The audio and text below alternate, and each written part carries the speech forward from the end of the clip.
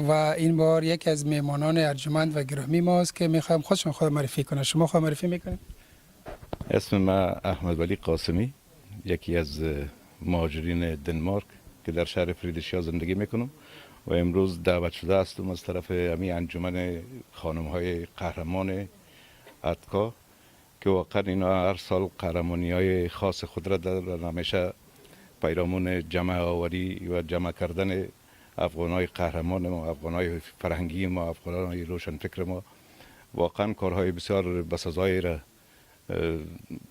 اجرا میکنن که قابل توصیف است و امیدوار هستم که تمام افغانایی که مثلا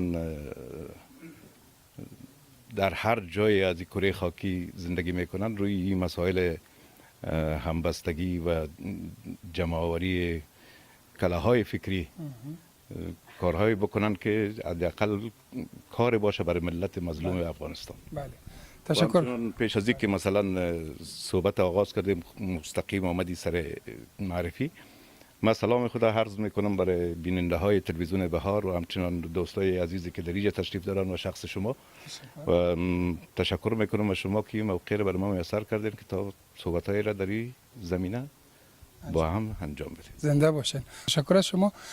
میخواستم بپرسم که جوانایی که در دنمارک زندگی میکنه، سوال ما البته دو جز داره. اینا چقدر فرهنگ خود دارن و چقدر علاقه داره و جز دومیش است که نقش همچون محفل برای جوانا چی است؟ مسلم است زمانی که جوان یا مربوط میشه اصلا به فامیل ها، بله. که در چه قسم یک فامیل یک جوان رشد میکنه، در چه قسم یک فامیل یک جوان مثلا تربیه میشه. اگر در فامیل های مثلا که خلاصه کلتور، فرهنگ، آداب، دین، این مسائل کماکان مثلا در جریان باشه، مسلم است که جوانش هم طرف پدر مادر و همو گفته هایی که پدر و مادر برای اولادها دارن جای پای پدر و مادرها میگذارند. در این مسئله شک ندارم. و در ضمن سوال دوم شما که نقش محفل ها، همچون محفل ها مسلم است که به خاطر بهبود روابط فکری جوانا بسیار کمک میکنه که اینا بتونن مثلا با کلتور، عنعنات، دین و بعضی مسائلی که مربوط میشه به جامعه فرهنگی خود افغانستانشون بسیار برشان فایده و موثر تمام میشه. بسیار تشکر بخصوص از والدین گرامی که مسئولیت و رسالت بس بزرگ را در بیرون از کشور داره. به عنوان سوال آخر شما اگر پیام گفتنی برای بینندای ما داشته باشین، کامرا اختیار شماست. ما در یک شرایط بسیار نابسامان زندگی میکنیم که اسلام ناب محمدی تحت سوال قرار گرفته، خصوصا در جامعه غرب و در بین جوانهایی که مثلا امروز کم زده شدن از اسلام به خاطر تصاویر، به خاطر مثلا بعضی مسائلی که مثلا در جهان اسلام فعلا رونماست و این جهالت های وارداتی در جهان اسلام، اینا چیزایی نیستن که مربوط به اسلام باشه. در اصل ما اگر از اسلام صحبت کنیم، اسلام یک نهضت مجانب است برای اصلاح فکر و عقیده، پرورش اصول عالی اخلاق انسانی، رفع هر گونه تبعیض ناروا که مسلما که این مسائل را از ما گرفتن و اما جهالت وارداتی که مثلا دشمنای اسلام میخواستن به هر نوع بالای مردم تحکیم بکنن و وارد بکنن کردن و موفقانه پیش رفتن. این وظیفه ما است که در این راستا کمک های بکنیم، در این راستا باید گام های بگذاریم که از این بدبختی نجات پیدا کنیم. و در ضمن آخرین خواهش ما از تمام مردم ما است که روی مسائل همبستگی، هم نوایی و در ضمن نودوستی گام های بیشتر بگذارن تا بتانیم از اینمی بهبوبای زمان، از اینمی بدبختی های زمان کمی راحتتر و خوبتر مثلا کامیاب به در بیاییم. بسیار تشکر، بسیار تشکر و پیام بسیار عالی بود. براتون موفقیت آرزو میکنم. موفق خوش. تشکر. زنده باد. تعاملی که حضرت مسیح داشت میگیرن، در اون مورد اختلاف نیست، لکن یکی دانش دینی است. دانش دینی اندازه درک ما یا سطح درک ما از دین است. و دینمی دانش دینی هست که بدبختانه مردم دچار اختلاف میشن و این اختلاف تا او وقت قابل تحمل است که در بین اینا سبب دشمنی و سبب جنگ و سبب نفاق نشود. و بنابراین امروز شما میبینید که در جهان اسلام یک بحران عقیدوی به وجود آمده که مسلمانان را بین خودشان به هم انداخته و در عصر مولانا هم امیر رقم بود. من صحبت خود درباره مولانا از یک چند بیتی که از جای مثنوی انتخاب کردیم شروع میکنم و آستاستا سر عموم بیتها براتان در حدود حوصله خود و در حدود حوصله شما هم صحبت میکنم. یک گپ حضرت سعدی هست میگه که فهم سخن گر نکند مستمع قوت طبع از متکلم مجبور. تا چه اندازه من حوصله خواهد داشتم که برای شما صحبت بکنم و تا چه اندازه شما حوصله خواهد داشتیم که ما را نگوییم که ولی از خدا دیگه ما را درد سر نده، یک دقیقه خود چوب باش. حضرت مولانا میگه که مثنوی ما دکان وحدت است، غیر وحدت هر چی بینی آن بت است. بعد از اون میگه هر دکانی راست بازار دیگر، مثنوی دکان فقر است ای پسر. تفرقه برخیزد و شرک و دویی، وحدت هستند در وجود معنوی. وحی عقل آن فراست را نه وهم، نور دل از لوح کل کرده است فهم. لوح محفوظ است او را پیشوا، از چی محفوظ است؟ محفوظ است خطا. نه نجوم است و نه رمل است و نه خواب، وحی حق والله اعلم بالصواب. از پی روپوش عامه در بیان، وحی دل گویند آن را صوفیان. گیرمین وحی نبی گنجور نیست، هم کم از وحی دل زنبور نیست. چون که او هر رب النحل آمده است، خانه وحیش پر از حلوا شده است. پنبه وسواس بیرون کن ز گوش، پنبه وسواس بیرون کن ز گوش، تا به گوشت آید از گردون خروش. این ادعاها را به ترتیب میبینیم. اول حضرت مولانا میگه که مثنوی به دکان وحدت است، غیر وحدت هر چیز دیگر که میبینی او بت است. بنابراین در مثنوی من بت و بت پرستی نیست. بعد از اون میگه که هر دکان متاع خاص خود داره، هر دکان بازار خاص خود داره و این مثنوی مرا متاعش فقر است. و بعد از اون میگه که در جایی که وحدت باشه از اوجه تفرقه و شرک و دویی از بین میره. و بالاخره میگه که این مثنوی من یک وحی است، لیکن یک کموری از ملا بیم میکنه که حالی ملا مرا تکفیر نگیرن که خانه خراب تو دعوای پیغمبری داری، گپ از وحی میزنی. فوراً به یک آیه کلام الله اشاره میکنه که خداوند میگه که من به زنبور عسل وحی فرستادم. بنابراین میگه که چون که او رب النحل آمده، وقتی که درباره زنبور عسل خداوند برای زنبور وحی کرد، پس اونچه عرفا وحی با وحی جلی، یعنی وحی که توسط حضرت جبرئیل برای پیغمبر می آید، برای پیغمبرای قبل از پیغمبر اسلام آمده و برای حضرت پیغمبر اکرم صلی الله علیه و سلم آمده، این وحی جلی میگن. قرآن محصول وحی جلی است. لکن شعر، هر کسی که در بین شما شاعر بالفطره باشد، فریبا جان آتش صادق من میبینم اصلا بچه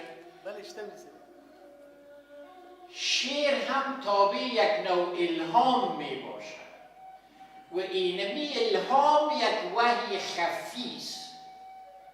اولین مصرع یک شعر در ذهن شاعر مثل یک چراغ روشن میشه. از او خاطر میگن که طبع خداداد شعر، خداداد از اون خاطر است که شعر مربوط به الهام میشه.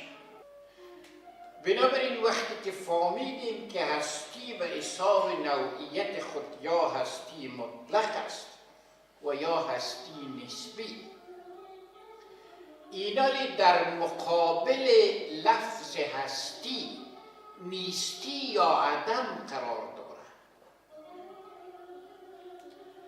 اما اگر شما بگوییم که عدم هست یا عدم وجود دارد، شما با خود دچار تناقض میشید، به خاطری که عدم از ذهن شما از این خاطر پذیرفته که عدم نیست.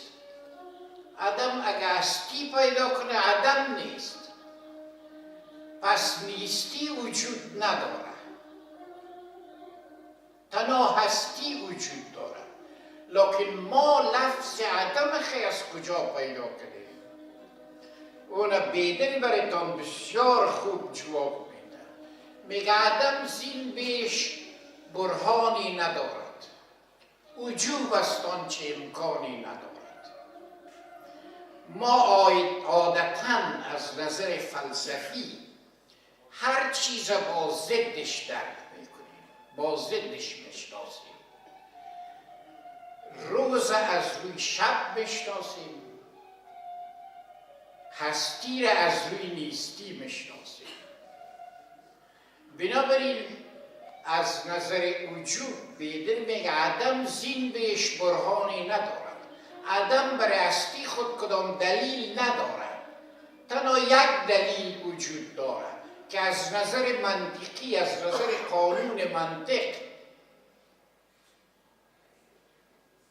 برای هستی یک وجود به کار است، یک ایجاب میکنه. هستی وجود هستی است که عدم ایجاب میکنه. درست؟ و بنابراین میگیم که ما وقتی که به هستی یک ذات حکم میکنیم و به طور مثال میگیم که جناب ورقزه هست، یعنی در حال حاضر وجود داره، لکن ما عین حکم در مورد عدم کرده نمیتونم.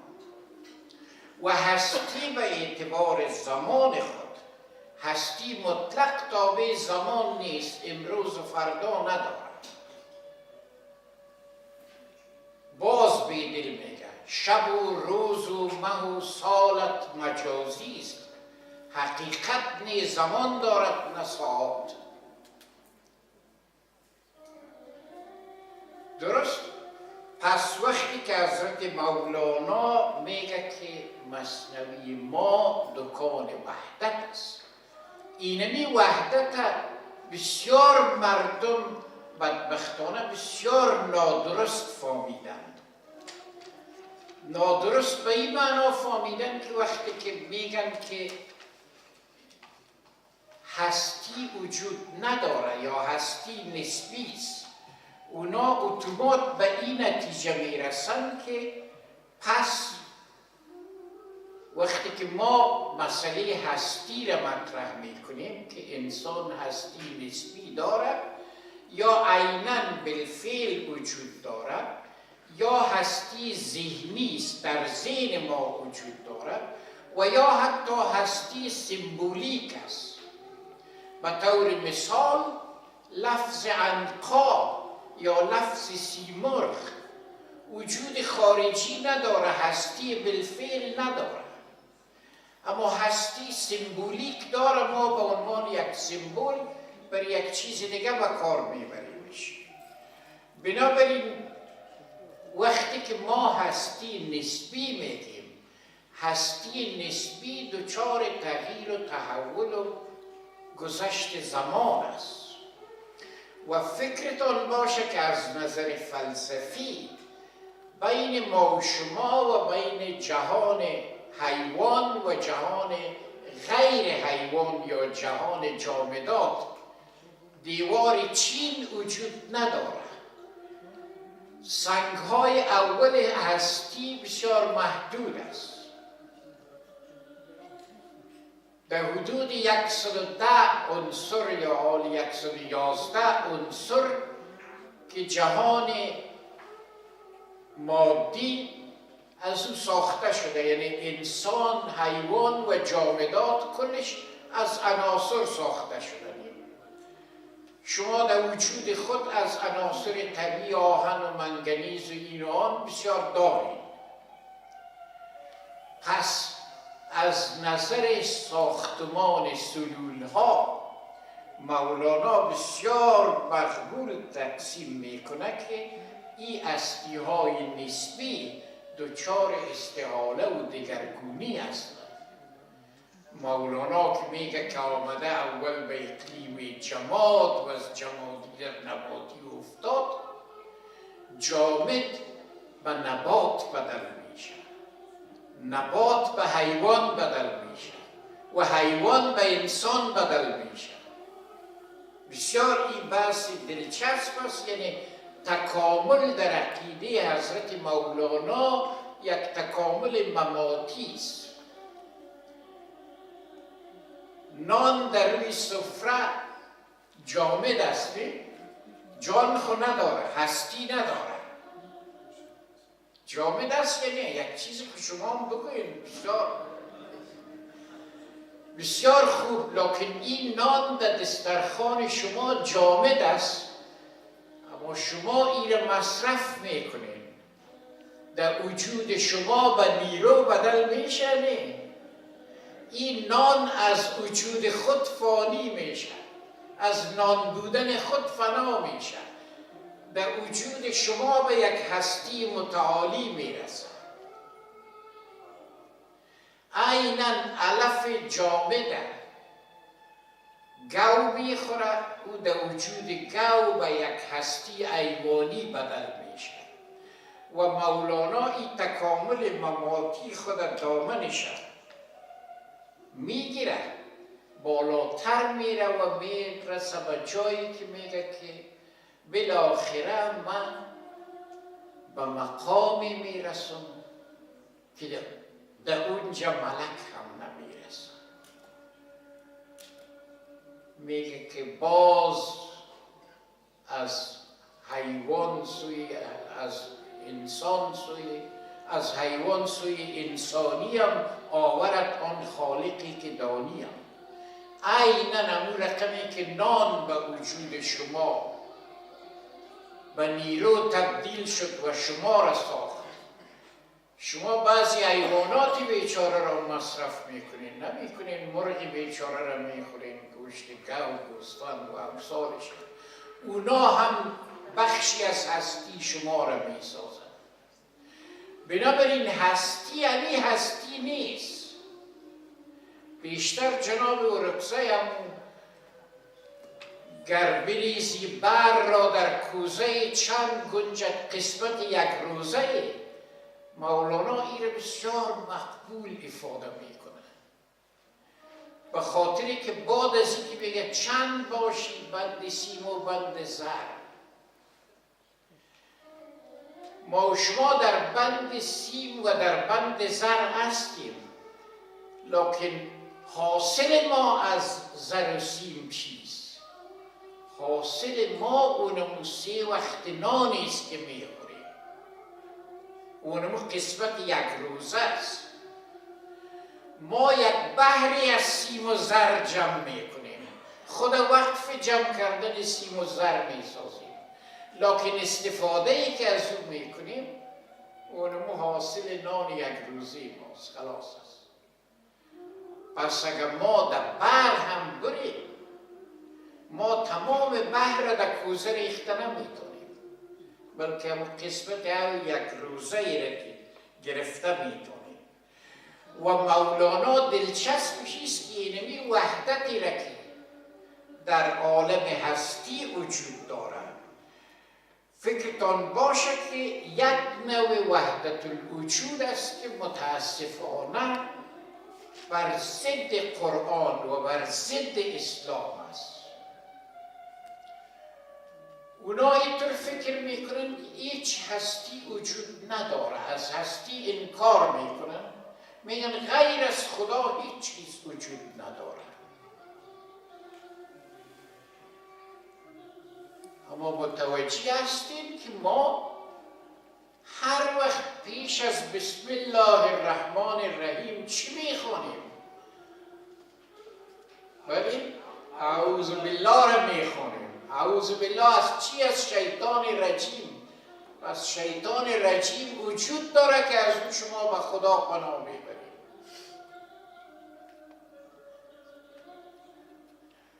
بنابراین منظور از وحدت الوجودی که مولانا میگه امیست که فکر میکنم که در سوره بقره است، اگر غلط نکنم، که میگه اینما تولوا وجوها لوجه الله، یعنی به هر طرفی که شما روی خود دور بدین خدا را میبینید. و او وحدت الوجود حاطف اصفهانی در یک بیت خود بسیار زیبا افاده کرده، میگه که یار بی پرده از در و دیوار، یار بی پرده از در و دیوار در تجلی است یا اولو الابصار. و یا او وحدت الوجودی که مولانا از او صحبت میکنه، استاد مرحوم و مغفور علامه صلاح الدین سلجوقی کتاب زیر عنوان تجلی خدا در آفاق انفس دارد و دلچسبش است که میگه که یک کسی پیش حضرت ابو سعید ابوالخیر آمد و او به اصطلاح امروزی ها ایتیست بود، یعنی خدا را نمی شناخت و او گفت که هرچه جستم خدا را نیافتم. و ابو سعید ابوالخیر گفت کجاش جستی که نیافتی؟ معنیش ایست که خداوند در قرآن خود ظاهر میگه، باطن میگه، اول میگه، آخر میگه. در اولیتش زمان وجود نداره و در آخریتش هم زمان وجود نداره. اول است یعنی آغاز نداره، همیشه بوده. آخر است، همیشه خواهد بود، زمان نهایت هم نداره. این رقم یک حالتی را شما تصور کرده نمیتونین که نعوذ بالله دوج خدا وجود نداشته باشه. از او خاطر وقتی که عاطف اصفهانی میگه که یار بی پرده از در و دیوار در تجلی است یا اول الابصار، مقصدش است که ذات یک ذات است، هستی یک هستی مطلق است، لکن این هستی در تجلی‌های مختلف ولایتنایی ظاهر میشه. این بسیار دلچسب است از نظر فلسفی که ما و شما اعداد محدود 1 2 3 را تصور کرده میتونیم. نه مثلا اینجا پیش ما یک بوتل آب است، ما این را شمار کرده میتونم، لکن من اینمی یک در نفس خودش جمع کرده میتونم یا نه؟ میتونم طبعا. نه پس هر عددی را که شما تصور بکنید او را در نفسش ضرب زده میتونید، نه؟ بنابراین شما از حالت اعداد به یک مقام بیعددی میرسیم که اونمون بیعددی را به حساب ریاضیدانا لایتناهی میگن. لایتناهی یعنی عددی که ما او را اندازه گرفته نمیتونیم. هم عدد است هم عدد نیست. عدد نیست از خاطری که کمیت عددی نداره، تنها یک کیفیت است، مثل صفر است. صفر عدد است عدد نیست، به خاطری که صفر کمیت عددی نداره. لکن اگر پالوی یک بانینش یک شما را 10 میسازه، اگر 2 دفعه بانینش 100 میسازه، اگر 3 دفعه بانین 1000 میسازه. ایناری از نظر فلسفی موضوع از این قرار است که ذات ممکن است یک ذات باشد، لکن صفات متعدد و متنوع داشته باشد. تنوع صفات موجب تنوع ذات نمیشه. یک خانم تصور بکنید. این خانم نسبت به شوهر خود همسر است، نسبت به فرزند خود مادر است، نسبت به برادر خود خواهر است، نسبت به نواسی خود مادر کلان است. همون یک ذات است، یک زن است، لکن صفات خواهر دارد، صفات مادر کلان دارد، صفات همسر دارد، صفات خواهر دارد.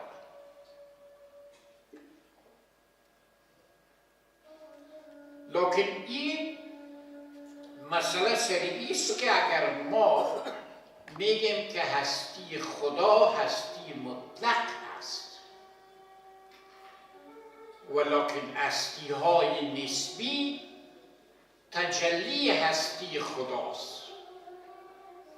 اینا لیمیچه مولانا برای ما شما یک اخطار میده که اگر ما این هستی های نسبی را هم اکرام و اجلال بکنیم در حقیقت بت پرست میشیم. حضرت مولانا میگه زین قدح های صور کم باش مست، زین قدح های صور کم باش مست، تا نگردی بت تراش و بت پرست. به طور مثال یک هندو بتی را که در مقابل خود میمانه، او از ما و شما که بهتر میفهمه که او بتش خدا نیست، لکن او را سمبول خدا قرار میده، او را نماینده هستی خدا قرار میده. اما اگر در اینمی نماینده قرار دادن یا در تشبیه مبالغه کنن، بت پرست میشه. ببینیم ما دو مقوله داریم. یکی مقوله تنزیه هست. تنزیه یعنی منزه بودن، یعنی پاک بودن. خدا از هر گونه تصوری که ما راجع به او داریم پاک و منزه است. و بنابراین اگر ما خدا را در مقام تنزیه مطلق قرار بدیم گنگ میشیم، هیچ گپ زده نمیتونیم راجع به خدا. ما هم در مسلمانی خود یک درجه تشبیه داریم. وقتی که ما مسجد خانه خدا میگیم، آیا نعوذ بالله خدا در اون خانه اقامت داره؟ حضور جسمی داره؟ نه. منظور ما نیست که مقامی برای یاد کردن و پرستش خدا مسجد است. پس مسجد معنایش این نیست که در اونجا خدا نعوذ بالله حضور داره، به خاطری که اگر گفتیم حضور داره شما برای خدایی که لامکان است مکان قائل شدید. پس ما در دین به یک درجه تشبیه ضرورت داریم، نیاز داریم. و مولانا در حالی که برای ما میگه که زین قدح‌های صور کم باش مست، تا نگردی بت تراش و بت پرست. از قدح‌های صور بگذر میست، باده در جام است لیک از جام نیست. سوی باده بخش بگشا پنج فم، چون رسد باده نیاید جام کم. اینال مسجد یک ظرف است، کلیسا یک ظرف است، معبد یک ظرف است، کلیسا یک ظرف است. از او خاطر مولانا میگه که اساس مهم باده است که در درون جام است. شکل جام و نوع جام بسیار گپ مهم نیست. و بنابراین باده بخش خداوند است. در هر مکانی که خدا را یاد میکنی من بسیار متاسف هستم که چند وقت پیش در مصر یک خانقاه و مسجد صوفیا را سرش حمله کردن، خانقاه را ویران کردن، بمبگذاری انتحاری کردن گپا. و بنابراین ما باید آگاه باشیم که خدا پاک است از اون نسبت‌هایی که ما برش میگیم. لکن حضرت مولانا در حکایت معروف شبان و حضرت موسی برای ما امیر میگه، بعضی بیتایش روزای سر پیشتر خواندن که چوپان بیچاره مطابق اون ذهنیت خود خدا را یاد میکنه و در اوجا چیزایی برش میگه که میگه ما چارقت بدوزم، یا مثل مادرای بسیار میربان قدیم که وقتی که هفته ماه عمل میدیدن سرک دختر خود سر زانو میموندن که رشق و اشپشش بچینن و محبت خود برش نشان بدن. این چوپان بیچاره هم فکر میکنه که خداوند هم نعوذ بالله رشق و اشپشی داره و میتونه که این چوپان اشپشایش بکشه. یا بالاخره میگه که ای بیادت هی هی و هی های من وی فدایت جمله بزهای من. و حضرت موسی سری قار میشه، میگه کافر میشه. قار حضرت موسی هم حق از خوب میکنه که قار میشه، به خاطری که اگر قار نشود دین از هنجارهای خود میفته، کل مردم باز کفر میگن. از او خاطر برای حفظ هنجارهای دینی حضرت موسی در این داستان نشانی خشونت و سختگیری دینی است. و بنابراین برای چوپان بیچاره میگه که تو کافر میشی، گپا را نزن. لکن خداوند برش میگه که بندی من از ما جدا کردی، تو برای وصل کردن آمدی، نه برای فصل کردن آمدی.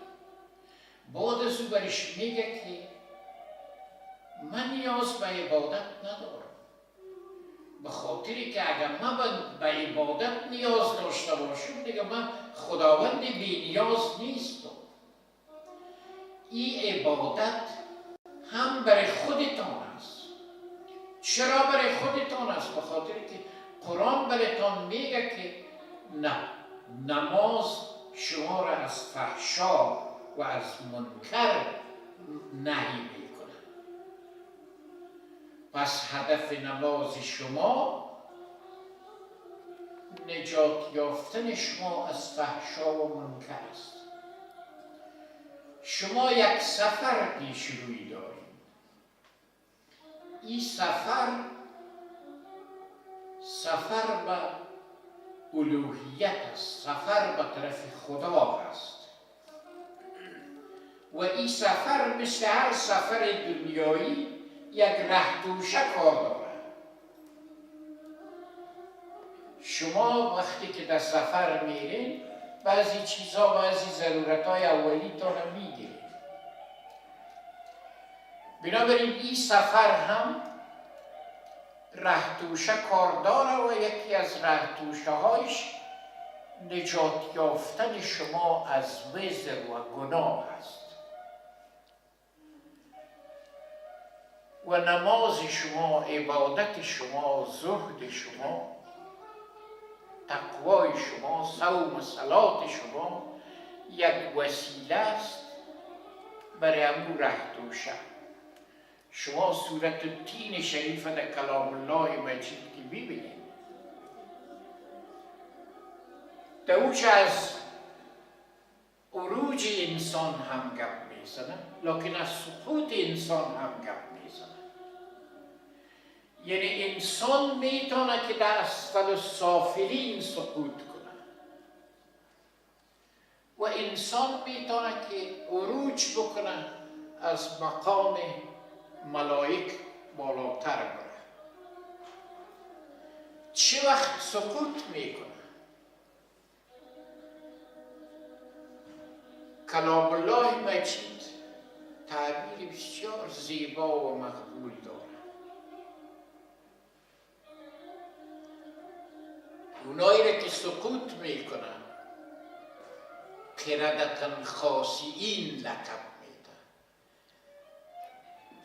قرده در زبان عربی جمع قرد است و قرد شادی را میگن. قردة خاسئین یعنی بوزینه های خار شده. یاره چرا بوزینه های خار شده میگن؟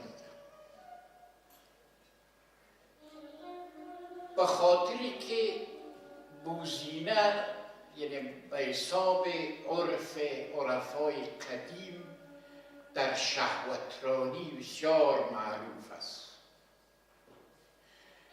پس انسان اگر در شهوت غرق میشه و در حرص و دنیاجویی غرق میشه و به خاطر دنیا همه چیز دیگر از یاد میبرن. فکرتان باشه که من بسیاری وقت از بسیاری ها، حتی از انواعی که بسیار اعتقاد به مبارزه طبقاتی و دشمن طبقاتی و اینان داشتن، از اونا هم یک سوال بسیار ساده کردیم و این سوال ساده را اینجا خدمت شما هم مطرح میکنم.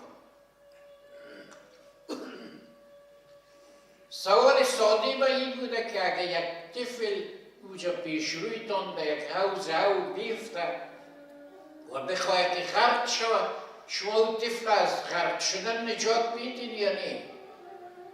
ولی من یک جواب کار دارم، بله یا نه؟ بسیار خوب. اگر نجاتش میدین، آیا سریع فکر میکنین که پدر و مادر این طفل کیست؟ آیا سریع فکر میکنین که پدر و مادری چقدر ثروت دارد در مقابل نجات دادن این طفل برای من چقدر بخشش میده؟ آیا فکر میکنین که بچه ممکن است دشمن طبقاتی باشه، این پرولتر است، بورژواست، چی بالاست؟ این را فکر میکنین؟ نه. پس چی را فکر میکنین؟ این یک انسان است و من یک اولاد انسان را نجات میدم. پس در اعماق قلبتان کلتان احساس انسانی داریم. منتها این احساس انسانی را تشریفات و تربیت جامعه از ما و شما میگیرد. تعصب و نفرت از ما و شما میگیرد. در دنیای مولانا بریم که میگه هیچ کافر را به خواری منگرید که مسلمان مردنش باشد امید. بسیار مقبول مطرح میکنه. هیچ کافر را به خواری منگرید که مسلمان مردنش باشد امید. شما هر کدامتان یک اندازه معلومات سر تاریخ اسلام داریم. حضرت عمر فاروق پیش از مسلمان شدن خود سختگیرترین کافر بود. شمشیر خود ورداشته بود که برای حضرت پیغمبر اکرم بکشد. اگر حضرت پیغمبر اکرم هم مثل مسلمان های امروز یک گروپک تروریستی جور میکرد و هر کس که ضد ما گپ زد برین بکشینش کافر است. حضرت عمر فاروق کشته بود، یعنی بزرگترین خدمتگار اسلام کشته بود. پس گپ مولانا را عمقش همون وقت میفهمیم که حضرت عمر فاروق در حالی که مسلمان نبود مسلمان بالقوه بود. پس مولانا وقتی که میگه هیچ کافر را به خواری منگرید که مسلمان مردنش باشد امید. چرا برای همیشه کافر نمیمونه؟ به خاطری که خدا خودش میگه که اوی را که من گمراه ساخته باشم هیچ کس او را برا آورده نمیتونه و اوی را که من هدایت کرده باشم هیچ کس او را گمراه کرده نمیتونه. ابو لهب اسلام در قسمتش نیست، ابو جهل اسلام در قسمتش نیست. پیغمبر اسلام هر قدر که خواری میکنه ابو لهب کاکایش است، اسلام در قسمتش نیست، مسلمان نمیشه. بنابراین اگر هدایت از جانب خدا باشه، من چی میفهمم که خدا هدایت در قسمت چی کسی کرده؟ بسیار دلچسب است. من خودم یک دوری کوتاه گمراهی را در زندگی خود تیر کردیم. خدا مادر مرا غریق رحمت خود کنه. شبها میخیست نماز تهجد میخواد، سر جای نماز دعا میکرد، میگفت که خدایا اولاد است، دعای بد برش کرده نمیتونم، دعای مرا بپذیر و بچی مرا هدایت کن. و روزی که هدایت و توفیقش دست مرا گرفت، من فهمیدم که معنای هدایت خدایی چی است. از او خاطر پیغمبر اسلام 23 سال تبلیغ کرد، مردم تشویق کرد و قرآن برش گفته بود که لا اکراه فی الدین قد تبین الرشد من الغی. اکراه در دین نیست، مردم خودشان گمراهی را، طغیان از راه راست، از رشد شناخته میتونن. و این داستان سمبولیکی که درباره شبان مولانا آورده، هدفش نیست که برای ما و شما بگوید که در هر دین یک درجه تشبیه وجود داره که اگر این تشبیه نمی بود ما گم می شدیم و ما هیچ چیزی را نمی فهمیدیم. و مولانا عین همین وحدت که مطرح می کنه که خدا واحد و یگانه است، این وحدت در دیگه زمینه های زندگی هم جستجو می کنه.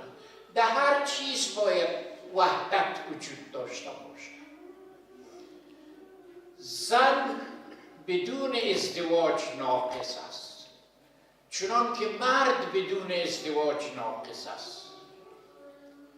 این هم یک موضوع بسیار جالب است که حضرت پیامبر اکرم صلی الله علیه و سلم میگه که از جهان شما من زن و عطر خوش دارم و نیروی دل ما در نماز است. از نظر دستور زبان عربی اگر ببینیم، در زبان عربی مؤنثات 3 نوع مختلف است. یک نوعش مؤنثات حقیقی است، یک نوع دیگهش مؤنثات لفظی است، لکن یک نوعش مؤنثات سماعی است که از عربها به صورت مؤنث شنیده شده. اینا پیغمبر در او حدیث شریفی که میگه که من زن و بوی خوش طیب و صلات دوست دارم، نیروی دل من در نماز است. ابن عربی بسیار تفسیر مقبول میکنه، میگه حضرت پیغمبر در اونمو حدیث لفظ امرأ که زن شخصی یک کس میگن به کار نمیبرن، نسا به کار میبرن. نسا تمام زناست. پیغمبر میگه من زنا را دوست دارم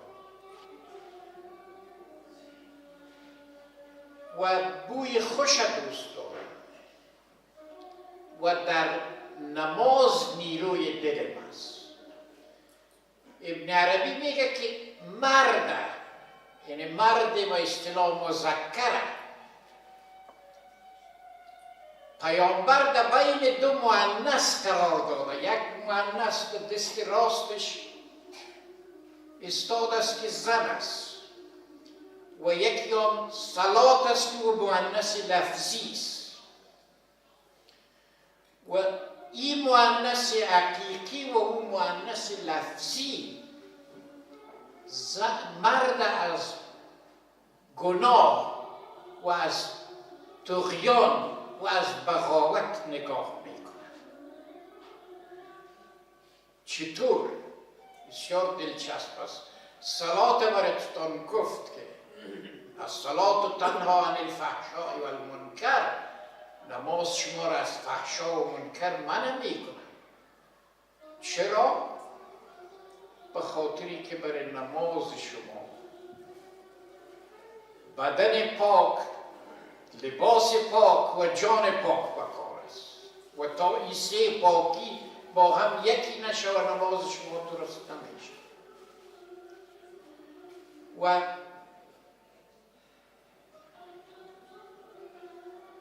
نکاح را میگه سنت ما است. کسی که از امت ما است و سنت ما تمکین میکنه.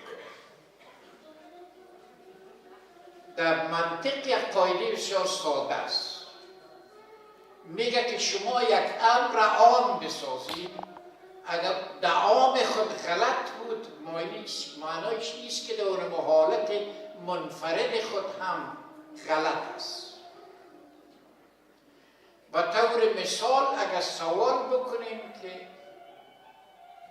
زن گرفتن خوب است یا مجرد زندگی کردن خوب است، ممکن است یک تعداد زنها و مردا پیدا شوند که بگویند که مجرد زندگی کردن خوب است،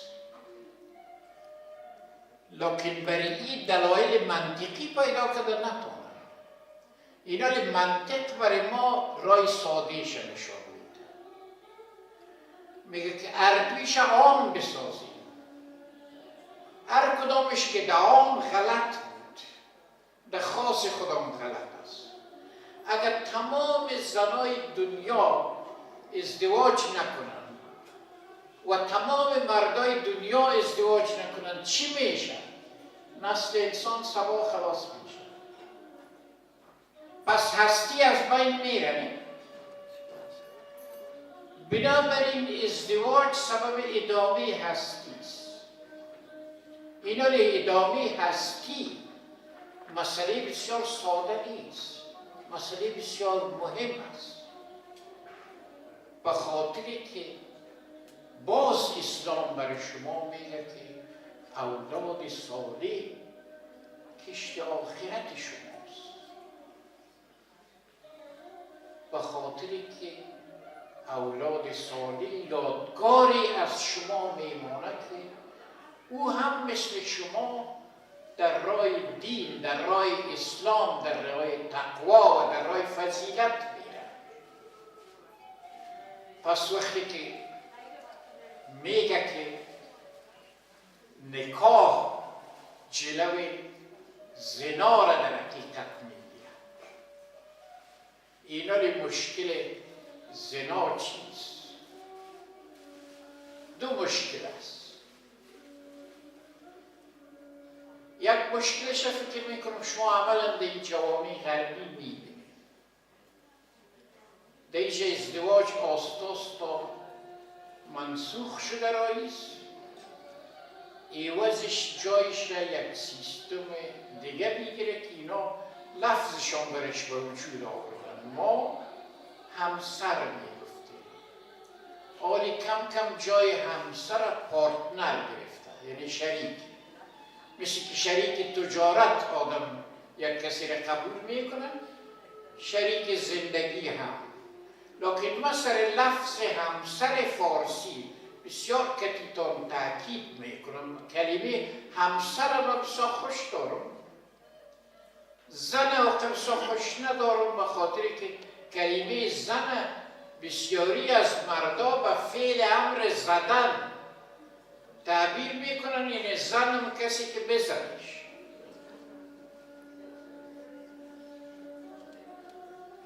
اما همسر معنایش نیست که با مرد مساوی بودنش نشان میده و وحدتش نشان میده. و مولانا بسیار زیبا این مسئله را هم مطرح میکنه و ما برای شما میخونم. او برایتان میگه که لفظ تانیث بسیار مهم نیست، یک موضوع زبان است. میگه این همیرا لفظ تانیث است و جان، نام تانیثش نهند تازیان. جان مؤنث سمایی میگن، روح هم مؤنث سمایی است، جان هم مؤنث است و همیرا هم مؤنث است. لفظ همیرا بسیار جالب است. حضرت پیغمبر این به عنوان لقب برای حضرت عایشه صدیقه استعمال کرده. یک شوخیگه که لطیف هم دارد. بین شما کسی همیرا هست؟ خب مولانا جان شاورش سه بس محبت زیاد همیرا. خب بسیار خوب، دلچسب است. من معنای همیرا خیلی برای شاورش بسیار جالب است. نزدیک جان کجاست؟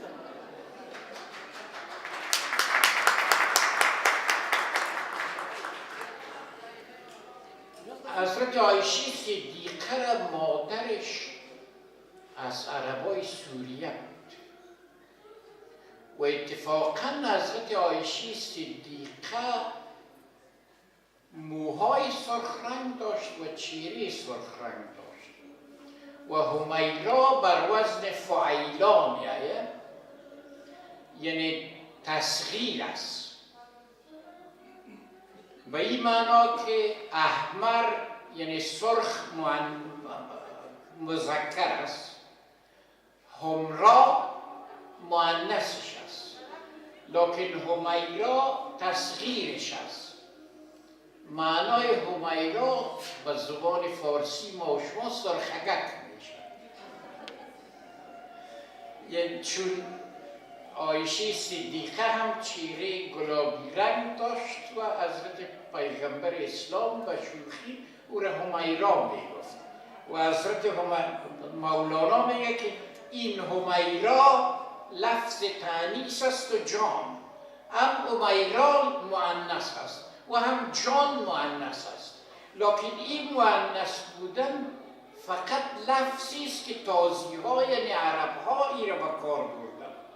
لیک از تانیث جان را باک نیست، روح را با مرد و زن اشراک نیست. روح زنی و مردی نداره. پس زنی و مردی یک فنکشن زندگی است و و زن بودن از مرد بودن که در یک درجه مهمتر است.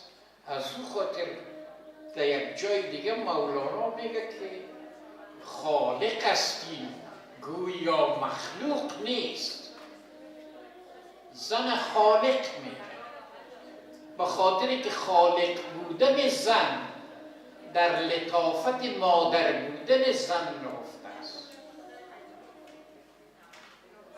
زن از وجود خود یک موجود زنده دیگر آفریده میتونه که او اولاد است.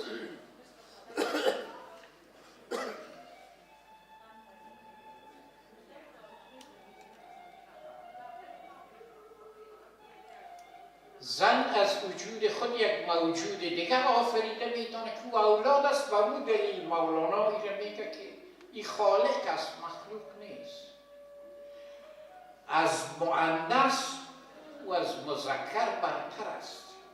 این نه آن جان است که از خشکوتر است. این جان روح بدن مادی نیست که از خشکوتر ساخته شده باشه.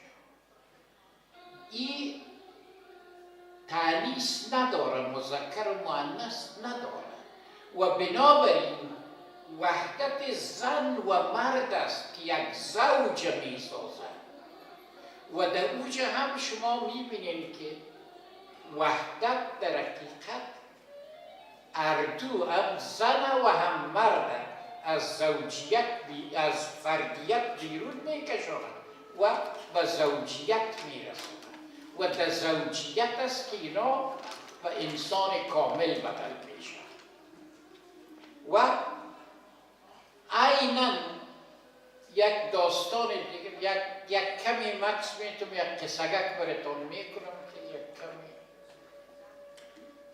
تمرکز فکرتان از بین نره و میگم که یک کسی یک تصادم موتر کرده بود، قدرت گپ زدن خود از دست داده بود. بنابراین برای این یک نرس بسیار پرگپ وظیفه دادن که کتی گپ زده بره تا که قدرت گپ زدنی احیا شود و این نرس پرگپ برای شروع کرد از گپ زدن راجی به خود و بعد از او راجی به فامیل خود و از او که خلاص شد راجی به خورخندای خودی طرف بعد از 3 ماه امو رقمی که دکتران پیش بینی کرده بودن مردکه سر گپ زدن آمد، لکن طرف من نرس سعی کرد به خاطر خدا یک دقیقه چپ خدا شد. دیوانه که دیوانه.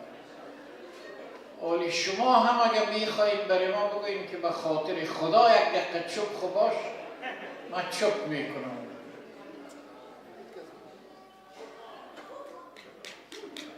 مثلا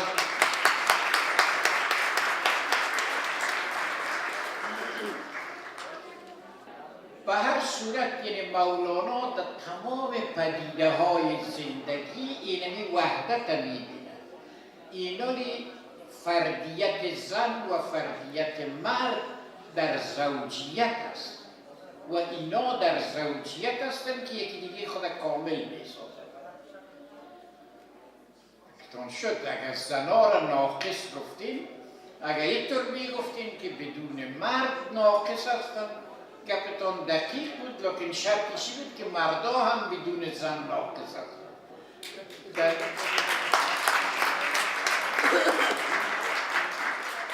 در کانادا یک وقتی صحبت میکنم یک دختر جوان به نام شعلا خیست گفت استاد من یک سوال دارم. من گفتم که بفرمایید. گفت شما راجع به همین چی میگین که زنا را ناقص العقل میگن؟ ما گفتم بی سالها شد که من پشت یک مرد کامل العقل میگردم تاریخ نگردم.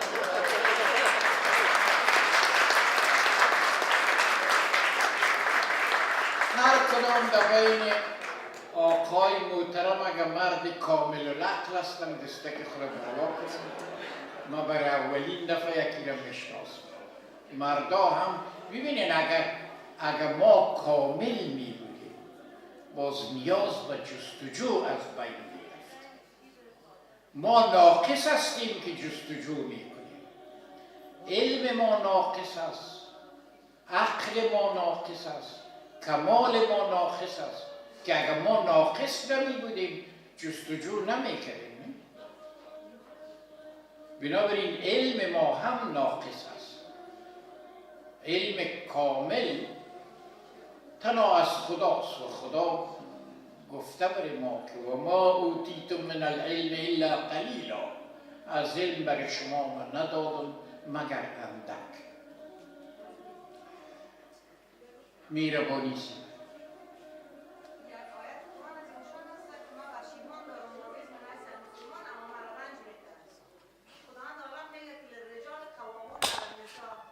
بسیار خوب، بسیار خوب. ببینید این آیه 34 سوره نساس ببینید قوام مانایش چی است؟ قوام او رقمی که شما درک کردین صاحب اختیار یا مالک شما نیست. قوام معنایش ایست که در امور زندگی مرد از شما نیابت می کند. از نظر اسلام خانواده هم یک نمونه حکومت خرد است. متوجه هستید؟ یعنی به حساب مسلمانی بهترین خانواده اموست که تمام امور در خانه به حساب مشوره حل و فصل میشه، به حساب مشوره حل میشه. لکن حکومت رئیس می داشته باشه نه. اینا اسلام خانواده را هم یک یونت اجتماعی میدانه که در این حکومت در بیرون از این خانه یک کسی باید نمایندگی بکنه. مرد اونمون نمایندگی را میکنه. قوام معنایش این نیست که مالک شما باشه و صاحب اختیار شما باشه. اختیار در نکاح شرط اول است. یک مسئله همیشه در یادتان باشه. و دوم تعدد زوجات در اسلام جواز از حکم نیست. اگر حکم می بود کل مردا به فرمان قرآن مجبور می بودن که 4 تا زن می داشته.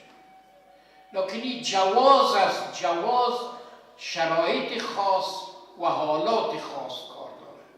او حالات خاصی که در صدر اسلام بود.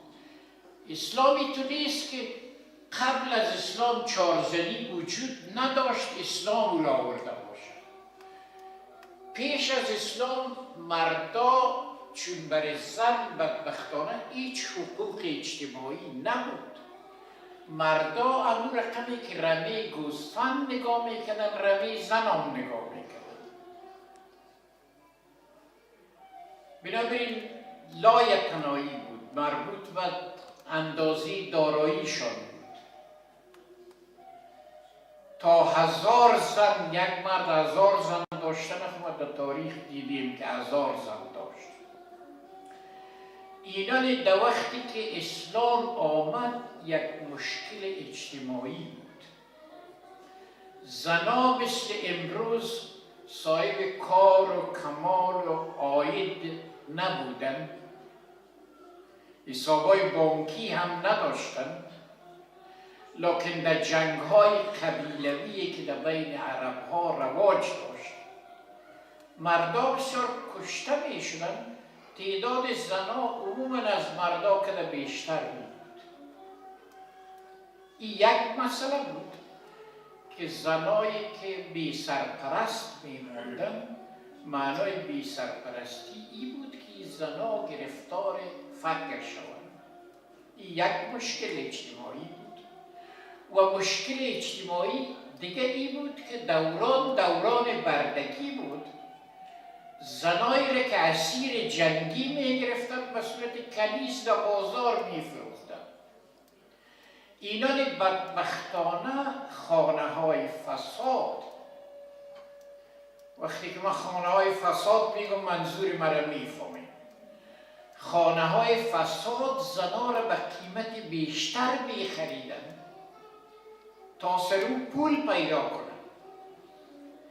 حالی شما خودتان خود در همون عصر قرار بدین و یک دفعه از خود پرسان بکنین که زن دوم یا سیوم یک مرد که تحت حمایه یک مرد می بود، اولادایش از اون مرد میراث می برد و مثل 2 تا یا 3 تا زن دیگر که زنا حقوق مساوی می داشت. این بهتر بود یا فروش زن سر خانه های فساد بهتر بود؟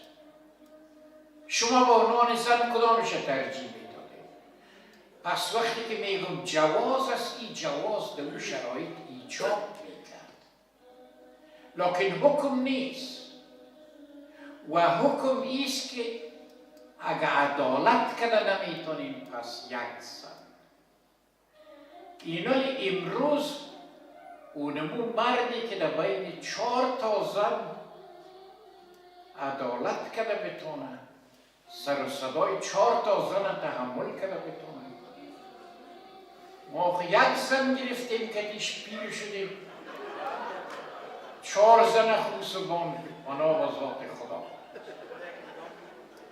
پس این جواز وجود نداره. اینالی من براتون میگم که زنا خودشان میتونن که با 4 زن گرفتن شوهرها یا مردا مخالفت بکنن. حتی در نکاحت خود شرط بگذارن که اگر شوهر من زن دوم میگرفتی نکاحت فسخ است. امیران اسلام برشان جواز داده. از او خاطر این جواز است، این جواز است، این حکم نیست. حکم با جواز اشتباه نکنید. جواز تحت شرایط خاص در اسلام آمده و وقتی که اون شرایط خاص از بین رفت اتومات خودش از بین میره. بیبی انشالله که سوال شما را جواب دادیم، ولی این تنها شما از ما پرسان نکردیم، بسیار کسای دیگه هم پرسان کردن، لکن مشکل سر اینمی تفسیر لفظ قوام است که قوام معنایش نیست که مثلا عوض شما در یک جایی که موضوع نیابت از شما مطرح باشه عوض شما گپ میزنه، امور بیرون از خانه را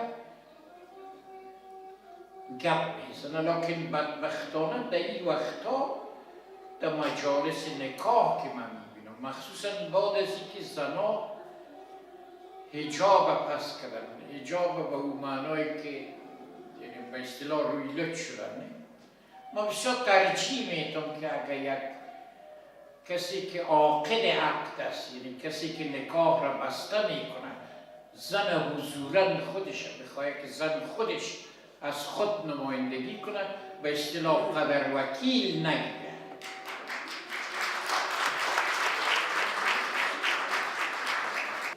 دختر اگر بخواه که من خودم در محضر نکاح به خاطر که عاقده و عاقد مرد و زن اردویش خودشان میگن، اون کسی که نکاح را بسته میکنه میگه که این فلانی نفر با اینی صفات با عنوان شوهر قبول داری؟ زن خودش اگر بگه که بله قبول دارم، امی مطابق اسلام است. و بسیار دلچسب است. ما یکان وقت میخواهیم که امی گفتگویی که بین حضرت فاطمه الزهرا و حضرت علی کرد، حضرت پیغمبر پدرش، راجع به ازدواج حضرت فاطمه و حضرت علی کرم الله وجهه شده، امیره من فکر میکردم که اگر کدام خانم ایره در فیسبوک خود بگذاره که دیگه زنا بخوانن خوبتر میشه. یکان وقت من در فیسبوک کدام خانم روان میکنم که بگذاره که عام شود که پیغمبر دختر خود چطور برای شوهر میده. پیغمبر فاطمه الزهرا را میخواد، برش میگه که مادرت حضرت خدیجه الکبری برای ما گفته بود که دختر ما عایشه صدیق فاطمه الزهرا کمجان و مریض است، اگر برای کدام مرد خشن و سر زن که ظلم میکنه مهربان بشود. ما فکر میکنم که علی امو آدم مهربان است و حضرت فاطمه مثل کل دختران میگه که هر چی که شما فیصله کنید من چیزی نمیگم.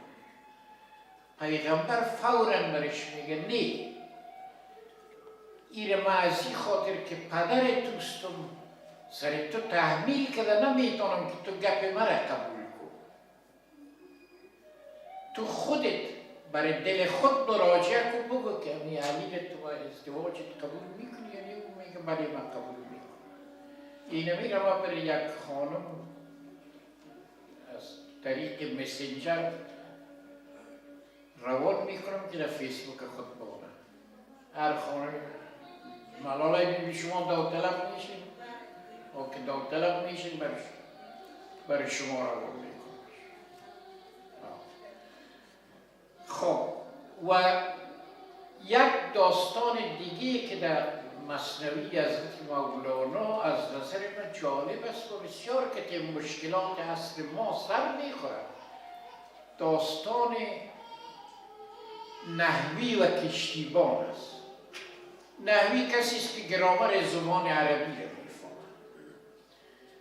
یک کسی که گرامر زبان عربی را میفهمید در کشتی شیشته بود. ملاح بیچاره را پرسان کرد که هیچ نحو خواندی؟ گفت نه نحو نخواندی. گفت که نیم عمرت تباه کردی، نیم عمرت فنا شده که تو نحو یاد نگرفتی. بسیار دلچسب است. امروز هم ما و شما عادت داریم که هر علمی را که خود ما میخوانیم همون را از دیگه علوم کده برتر میدونیم. علم کلش در مجموع یک کلی است که در وحدت است با هم. ما اینمی وحدت علوم اگر نگاه نکنیم و علوم با اهمیت و بی اهمیت یا پر اهمیت و کم اهمیت تقسیم بکنیم، اونم کلیت علم از بین بردیم و بنابراین علم ما در یک جای در میمونه. این کشتیوان بیچاره که برای ملاح میگه که من نحو نمیفهمم، او فکر میکنه که نحو خب کم از کم نصف زندگی است، تو که نصف زندگی را یاد نگرفتی بنابراین نصف عمرت فنا کردی. کشتیبان مهارت عملی داره. مهارت عملی در زندگی بسیار مهم است.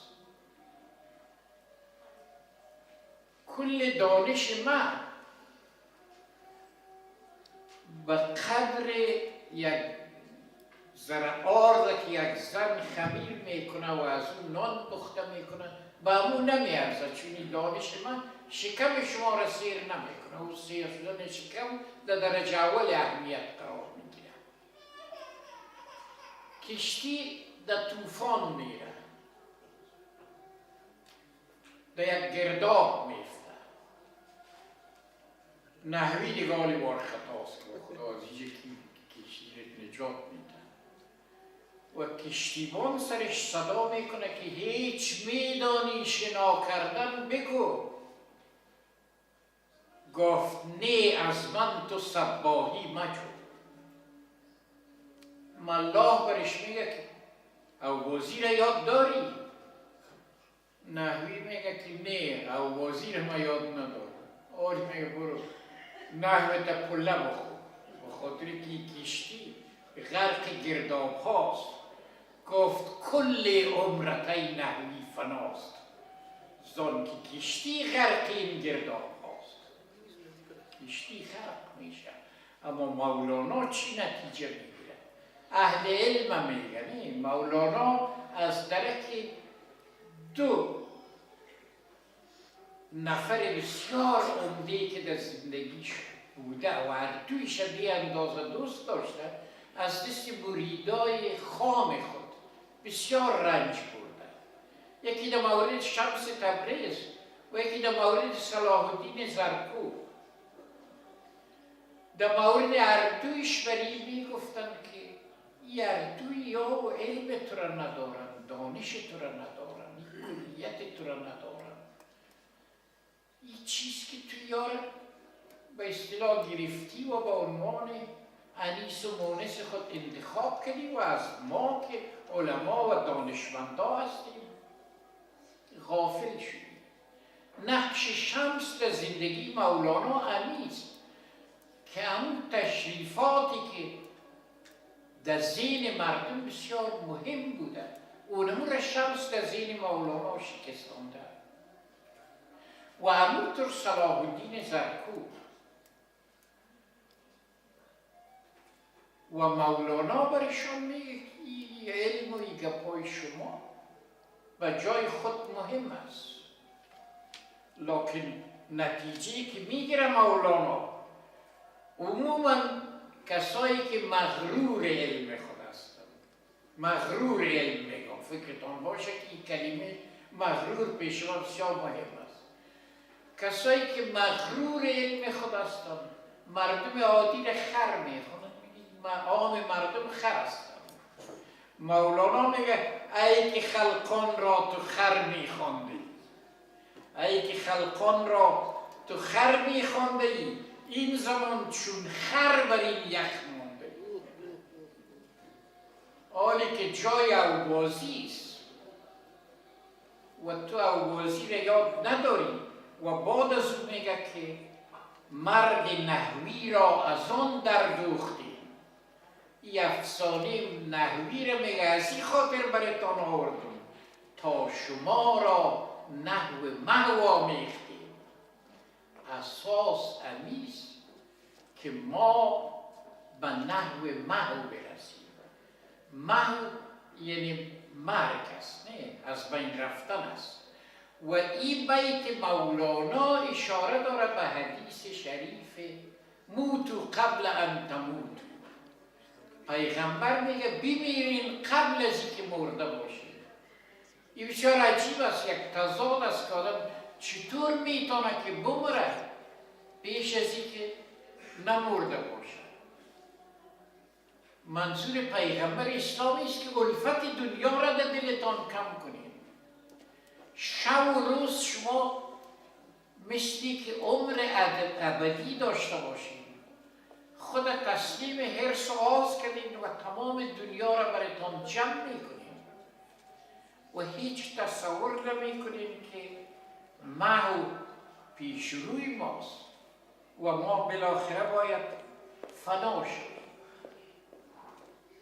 پس نحو محو یاد گرفتنش هدف همیست که اونموج است که مهم است که کی در اونمو سفر معنوی یا در سفر عروجی خود پیش رفتن.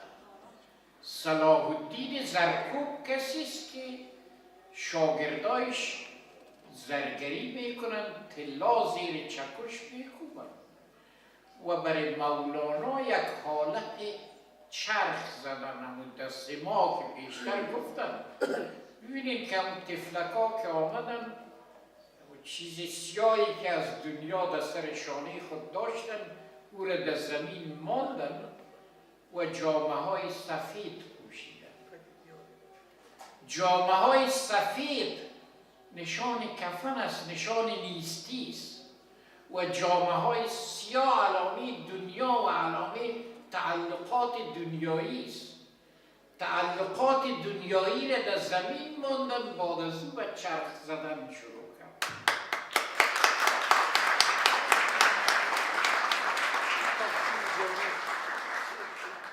و بنابراین سماع مولانا وقتی که ما میگیم که خود مولانا هم در یک شعر خود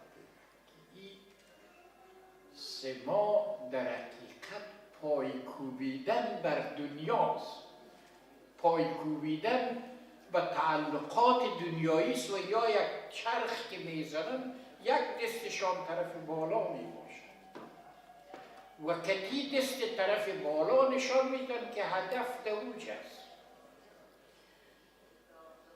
معمولا وقتی که مولانا از وطن گپ میزنه، این وطن پیش مولانا عراق و روم و شام نیست، این وطن وطن عالم جان است. وجود انسان از نیستان عالم جان بریده شده و در عالم فرقت افتاده و ناله میکنه و بنابراین سفر اصلی سفر به عالم جان است و وطن اصلی هم اموج است. و به هر صورت میبینیم که ما در داستان نحوی و کشتیبان هم امی وحدتی را که مولانا اساسش گذاشته ای را میبینیم. و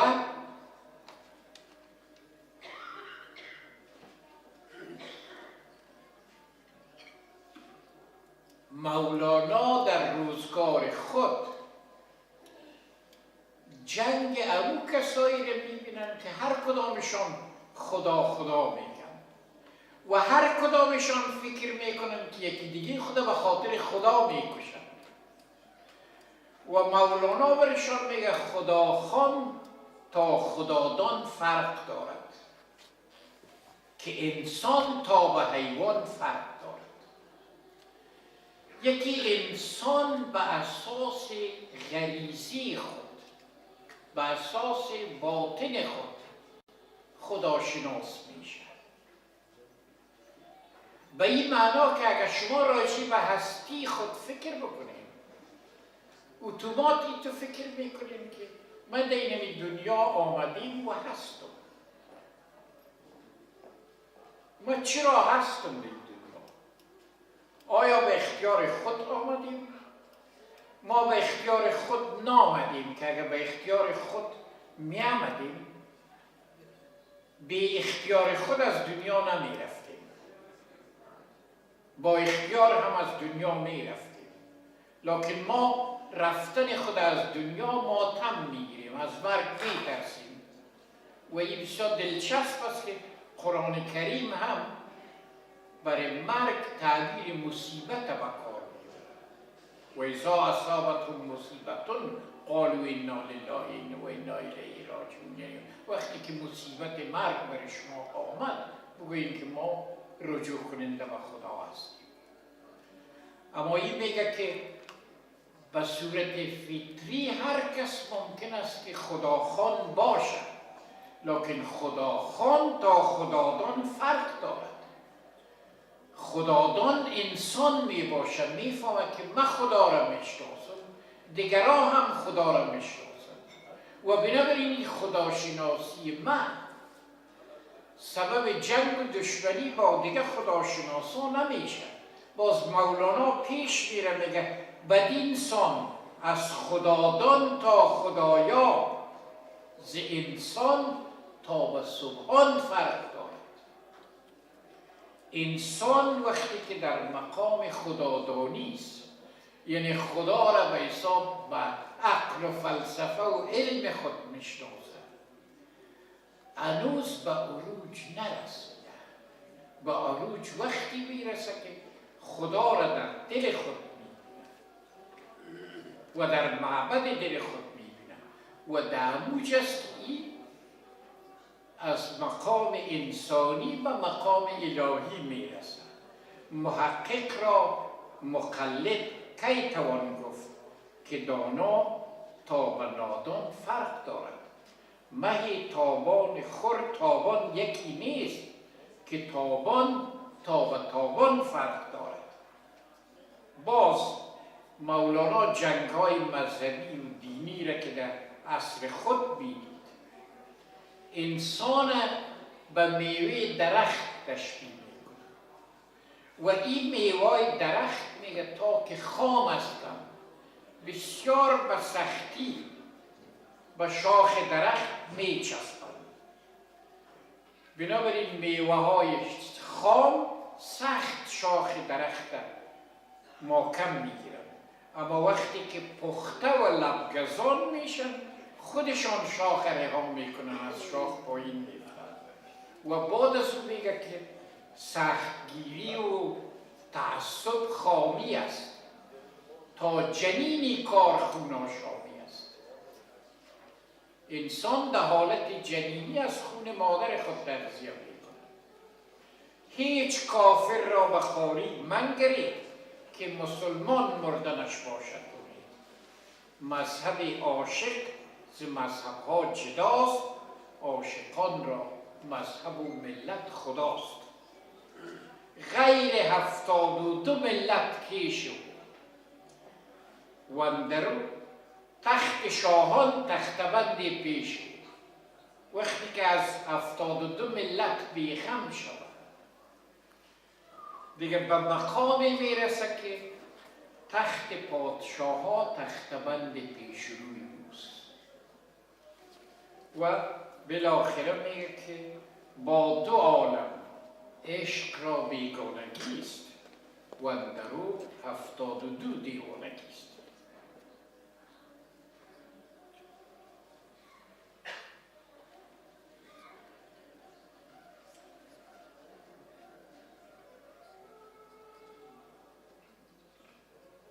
تفرقی که در دنیای مسلمان ها میبینیم، جنگ های مذهبی که در بین مسلمان ها میبینیم، این بسیار جالب است برای مولانا.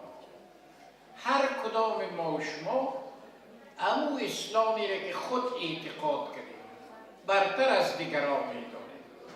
و طور مثال سنی ها میگن که هر چیزی که ما میگیم خوب است، شیعه ها میگن هر چیزی که ما میگیم و ما سرمی جدال یکی که دیگر در جنجال هستیم و اساس دید از پیش ما میره. و مولانا یک سمبولیزم بسیار زیبا به کار میبره و میگه که آن یکی اشتر بدید و گفت هی، آن یکی اشتر بدید و گفت هی، از کجا میایی ای فرخنده پی؟ گفت از حمام گرم کوی تو. گفت این پیداست از زانوی تو. یعنی ما هر چیز از نتیجهش میبینیم. وقتی که کار دین و خشونت و جنگ برسد، وقتی که دین سبب ای شود که انسان ها یکی دیگر خود بکشن، در اون صورت باز اونمون مثل اشتری میشه که از پرسانش بکنن که از کجا میایی و بگه که از حمام. لکن وقتی که زانوی خود شتر خو میده، همیشه زانوی شتر بسیار چرک میباشد. بنابراین میگه که هم زانوی نشان میده که براستی تو از حمام آمدی. وقتش نرسیده که ما رو بگویم بلی از خدا بس رسیده.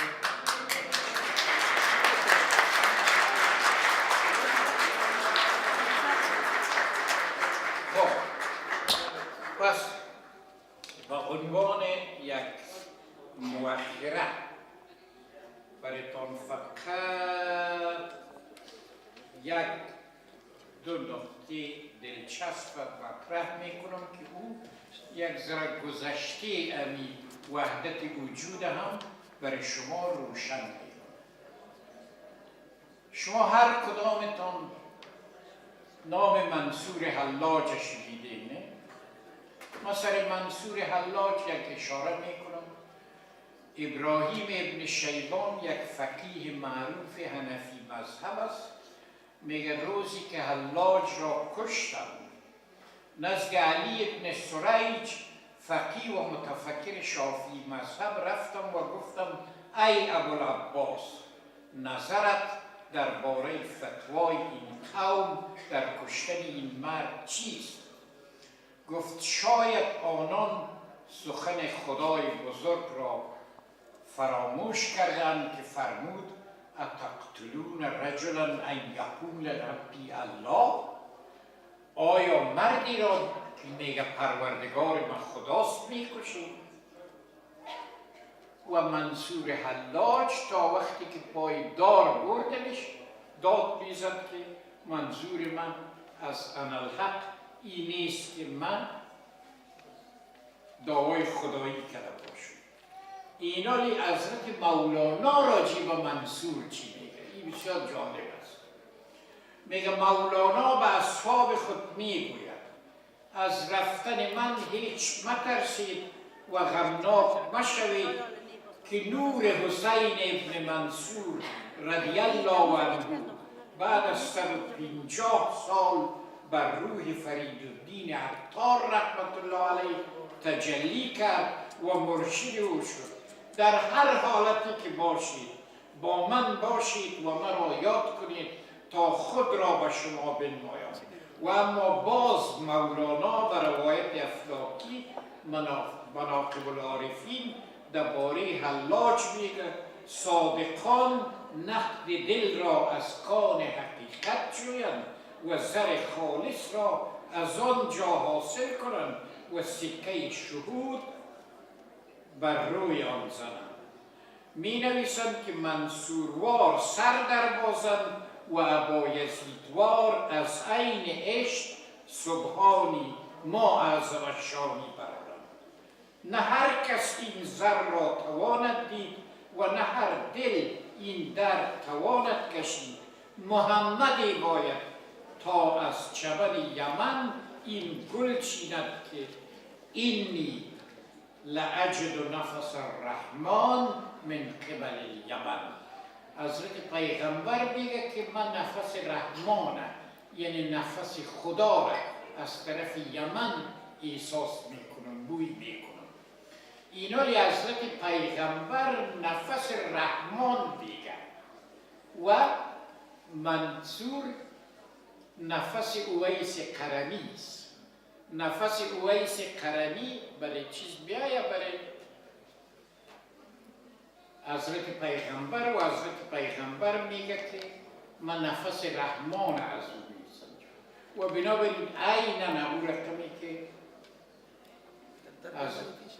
ولی در یمنی پیشیده از طرف اویس قرنی در یمن بود و حضرت پیغمبر ندیده بود، لیکن به حضرت پیغمبر ایمان آورد و حضرت پیغمبر به حساب بشارت غیبی میگفت که از طرف یمن بوی خوش برای من بیاید و او بوی اویس قرنی بود که در وقت حضرت عمر باز آمد و اصحاب پیغمبر دید، اما مسلمان بود. از او خاطر میگه که من نفس رحمان از طرف یمن برای من بیاید. اینالی نفس رحمان میگه لیکن منظورش نفس اویس قرنی است و بنابراین منظور از انالحق منصور که میگفت مسئله خلافت خدا بر زمین، خلافت انسان بر زمین. خدا بر زمین یک خلیفه تعیین کرده و او خلیفه انسان است. اینالی خدا بر زمین خلیفه فاقد اختیار تعیین نمیکنه. بنابراین منصور وقتی که انالحق میگفت منظورش این بود که او حق است که در زمین هست. بنابراین حوصله تان تحصیل میکنم، خانه تان آباد، اجازه است که استاد جان یک سوال کردن کسی به دام نورالله جان پروانی. آیا حضرت مولانا را ما میتونیم مولانای عارف بشناسیم یا مولانای شاعر یا مولانای چند بودی ادب شد؟ بسیار دلچسب است. نه من مولانای عارف میگم. پروانی چه مولانای عارف میگمش از این خاطر که مولانا او ترتیبی که مثلا عنصری یا فرخی یا انوری یا دیگرها شاعر بودن شاعر نبود. هیچ وقت هم شعر نگفته بود. لیکن تنها بعد از اینکه حضرت شمس تبریزی در زندگی مولانا پیدا شد، مولانا عاشق شد و همون کسایی که عاشق هم نیستن وقتی شاعر هم نیستن وقتی که عاشق میشه نگم چاربیتی های شمالی وارو رو خود میخوان. عشق مردم شاعر میساز. پس مولانا بعد از اینکه عاشق شده شاعر شده. بنابراین مولانا عارف است و شعرش جنبه دوم شخصیتش است و بسیار دلچسب است که خود مولانا در چندین جای مثنوی و دیوان شمس از شعر ابراز بیزاری هم. انشاءالله دیگه سوال نیست. خب اگر من بسیار صحبت کردم مغز سرتان به درد آوردم. همه گرمی جان یافتن استاد. دام نزدیک است، هوا سرد است، ادامه را بشنویم از دام سرد. داد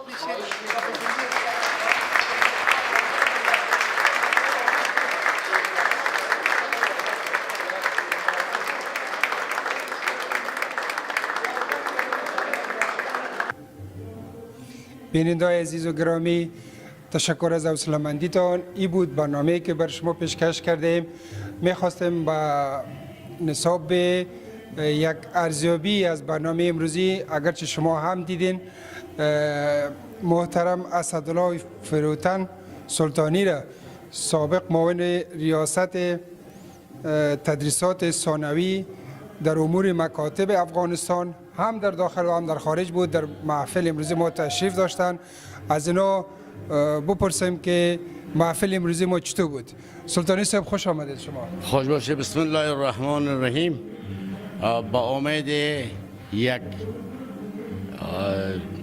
آینده تابناک ما ارزیابی نیک دارم. پروگرام امروز را که در اینجا در تالار همه ما شما دیدیم از نقطه نظر پرکتیک یا عملی و میتود یا سیستم و ای که رونق کار محترم امیرا شبنم مولانا شبنم که متصدی پروگرام بوده است و باعث مسئول انجمن زنان در دانمارک ایفای وظیفه میکنه، در این راستا سابقه طولانی داشته و در پالی آن ما افتخار خود میدانیم که عضویت همین پروگرام داشتم. پروگرام فوق العاده خوبش بود و امیدوارم که این میتود به شکل اساسی به یک شکل میتودیک یا مسلکی با کمک تمام دوستانی که در دانمارک زندگی میکنن و در خارج دانمارک امکانات آمدن را در دارند بیشتر، مهمتر، خوبتر و ژرفناکتر عمیق‌تر به جامعه تقدیم شود، آن جامعه‌ای که افغانستان از به اون نیاز دارد. بله تشکر. به نظر شما تاثیر همچون محافل در بیرون از کشور بالای بخصوص نسل جوان چقدر است؟ تاثیرات فوق العاده مثبت داره، به خاطر آنکه اول میدیای افغانستان بسیار کم مردم در خارج از افغانستان میبینن، ولی اینمی وسایل فیسبوک و وایبر و اینترنت است و اطلاعات جمعی که شما جز از اونا شما میدونید که صدای مردم برسانید، از خوبی های چون میآموزن و از کمبودی ها و کاسی های چون میآموزن و بالاخره دیگرها هم تشویق میشه. اینجا استعدادهایی که در خارج از کشور هستن اونا هم به دست میاد و او استعدادها میتوانند که برای فردای آینده تابناک استقبال نمایند، اما خاطرشان باید نمود. آنچه که میگوییم باید عملی کنیم. ما پیشنهاد میکنم از تمام افغانایی که در داخل و خارج کشور هستند و بالخصوص افغانایی که همین اکنون در دانمارک و یا در اطراف اتحادیه اروپا هستند، باید این پروگرام‌های افغانی خود در هر جایی که باشه استماع کنند، تماشا کنند، ببینند و بالخصوص مسلمان ها در کجا هستند باید با هم متحد، همبسته و هماهنگ شوند و نگذارند که دست دیگران تجاوزگر در کشور ما هم در آسیا و در دین و مبین اسلام تجاوز صورت بگیرد.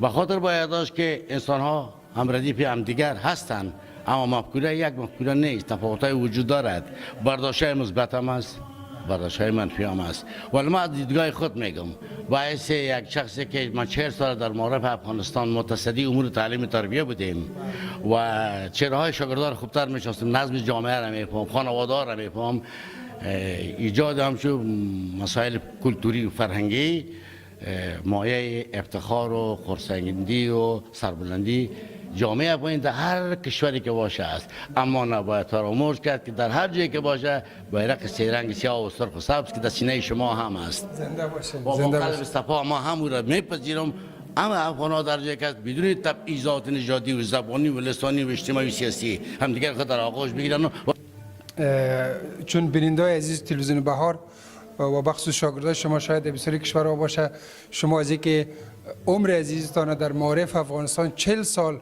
گذشتانده این جای افتخار است و من من حیث نسل که شما تربیت کردین از شما تشکری میکنم.